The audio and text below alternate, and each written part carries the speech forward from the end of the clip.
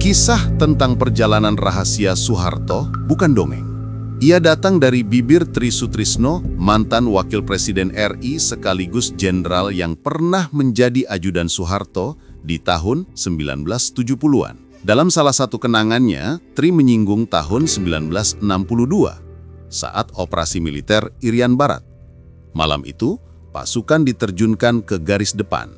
Soeharto yang seharusnya istirahat, memilih berjaga semalam suntuk. Saya tidak tega tidur ketika anak buah sedang bertaruh nyawa. Begitu kira-kira sikapnya. Sejak itu Tri mengingat Soeharto sebagai seorang komandan yang terhubung batin dengan pasukan. Saat diangkat sebagai ajudan presiden, Tri menyaksikan kebiasaan unik sang kepala negara, perjalanan inkognito.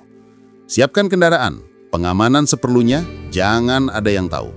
Begitu perintah yang sering terdengar. Bahkan menurut Tri, Panglima ABRI kala itu pun kadang tak diberi kabar. Tujuan perjalanan ini jelas. Soeharto ingin melihat wajah Indonesia apa adanya, bukan laporan resmi di meja kerja, bukan pula panggung yang disiapkan pejabat daerah. Rutenya acak, desa-desa di Jawa Tengah, Jawa Timur hingga Jawa Barat menjadi sasaran. Jalan pedesaan ditembus malam hari, kadang salah arah, namun tak pernah ada amarah dari sang presiden. Beliau justru tertawa ketika sopir salah jalan, kenang Tri. Yang membuat perjalanan itu semakin inkognito adalah logistiknya. Tidak ada jamuan mewah, tidak ada hotel berbintang. Rombongan kecil ini membawa bekal dari Jakarta. Beras, sambal teri, tempe kering buatan Ibu Tien. Makan seadanya, menginap di rumah rakyat atau penginapan sederhana. Soeharto seakan ingin merasakan langsung kehidupan orang desa.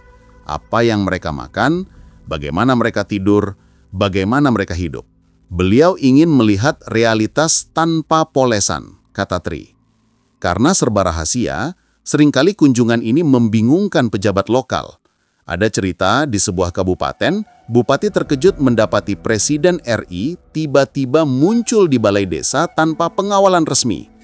Tak jarang perjalanan itu bocor juga.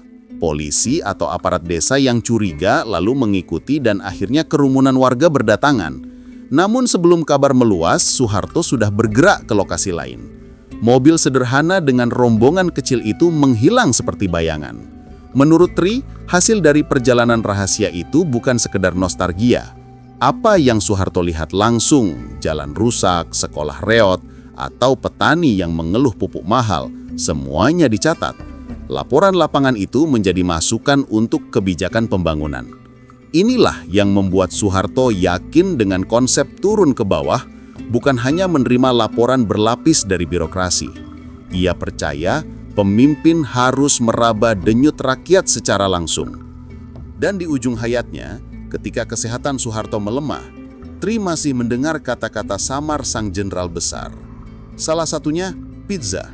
Sebuah gumaman yang bagi Tri menjadi penanda bahwa di balik sosok presiden yang penuh wibawa, ada manusia biasa yang rapuh dan apa adanya. Kisah perjalanan rahasia Soeharto punya dua sisi. Di satu sisi, ia menunjukkan pemimpin yang mau turun ke rakyat, makan apa adanya, melihat kondisi lapangan tanpa protokol.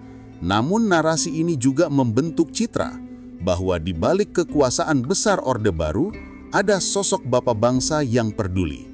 Apakah semua itu murni praktek kepemimpinan atau bagian dari konstruksi citra politik? Jawabannya bergantung pada perspektif. Namun yang jelas, bagi Tri Sutrisno, perjalanan itu nyata. Ia ada di dalam mobil.